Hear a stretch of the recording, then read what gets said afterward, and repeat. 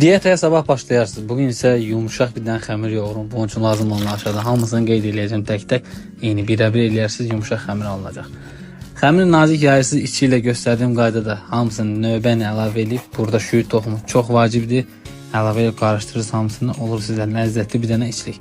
Xəmiri bir ortadan qatlayın, əlinə iz qoyun ki, hansı hissəyə yayacağınızı tam biləsiniz. Əlinə yaymaq daha məsləhətlidir. Belə qıraqlarını bağlayıb və ya sonradan kəsə bilərsiniz.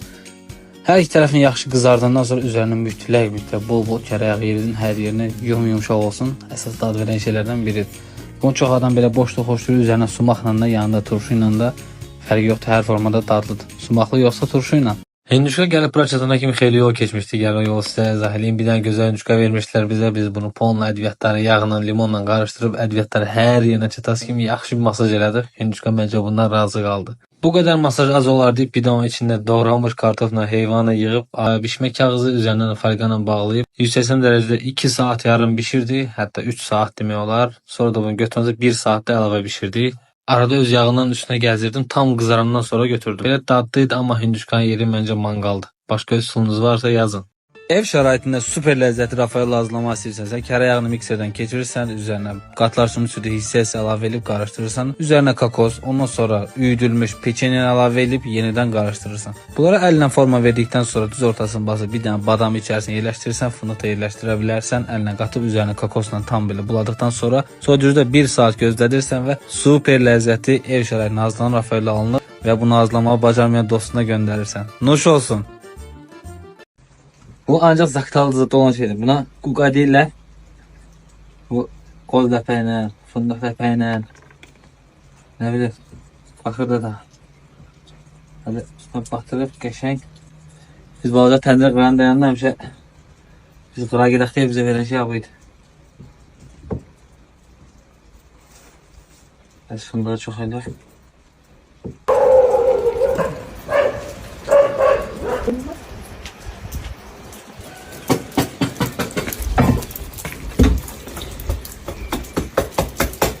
Atıb belə yapışdıra bilirsə, deməli artıq hazırdır. 2 stəkan bulguru götürürsünüz, üzərinə qaynar su əlavə edib, yaxşıca qarışdırıb ağzını streç və yaxud klonka ilə bağlayıb qoyursunuz kənarda 15-20 dəqiqə gözləyir. Üzərinə sumaq, pul biber, paprika, istiot, duz əlavə edib yaxşıca qarışdırırsınız. Sonra üzərinə deməli yağ, nar turşusu əlavə edirsiniz. Belə qaşığın arxasına əl-cəzə qarışdırın ki, dumanlar qalmasın. Üzərinə biber və pomidor pastası da əlavə edirsiniz. Yaxşıca qarışdırandan sonra blenderdən keçirməlisiniz. Blenderdə cəfəri, soğan və sarımsaq əlavə edirsiniz. Oradan götürəndən sonra əllə belə də qarışsa çox daha yaxşı olur. Əgər belə yapışırsa deməli hazırdır. Üzərinə nar şərab, limon ilə yeyə bilərsiniz, servis edə bilərsiniz. Kahı ilə, kələmlə, fətirlə də yemək olar. Çox ləzzətli olur. Hazırlamağı yaddan çıxarmayın. Nuş olsun hamınıza. Portağaldan biskvitolarımı gəlin baxaq birlikdə. Portağalı belə rəndədən keçirirsiniz, üzərinə ağ yerinə çatana kimi yumurtanın üstünə pösək əlavə edib mikserlə qarışdırıb yaxşı köpüklənəndən sonra portağal suyudur, yağdır, süddür, undur, qabartma tozudur. Həmən portağalın qabığıdır. Əlavə edib hamısını yaxşıca mikserdən təzədən qarışdırmaq lazımdır. Hamısı qarışandan sonra əgər biraz durulsa üzərinə un əlavə etməkdən çəkinməyin. Göstərdi bu halda olmalıdır. Yağlı kağızın üzərinə sər.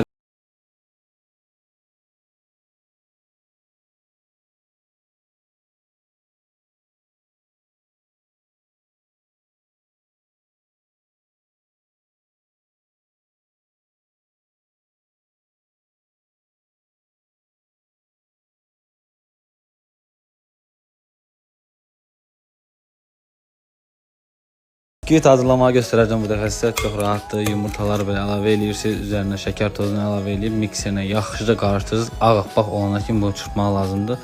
Sonra üzərinə duru yağ əlavə edib təkrar bir dənə qarışdırıb soda, darçın və un əlavə edirsiniz. Rəqəmlərini aşağıda yazıram nə qədər olmalı. Bu duruluğa gələnə qədər mikserlə bunu yaxşıca çırpın. Üzərinə rəndələnmiş morkofu əlavə edirsiniz. Gördüyünüz kimi bunu yaxşı qarışdırandan sonra üzərinə qoz əlavə edirsiniz. Qozu tam da əlavə edə bilərsiniz, amma doğrayıb əlavə etsəz daha yaxşıdır. Yeyəndə sizə daha rahat olsun. Belə bişmə kağızının üzərinə əlavə edəndən sonra yaxşı çırpın ki, hər yerinə çatsın. Sobada bişmə göstəricilərini qeyd edəcəm. Çox ləzzətli, çox yumşaq və bir biskvit alınır.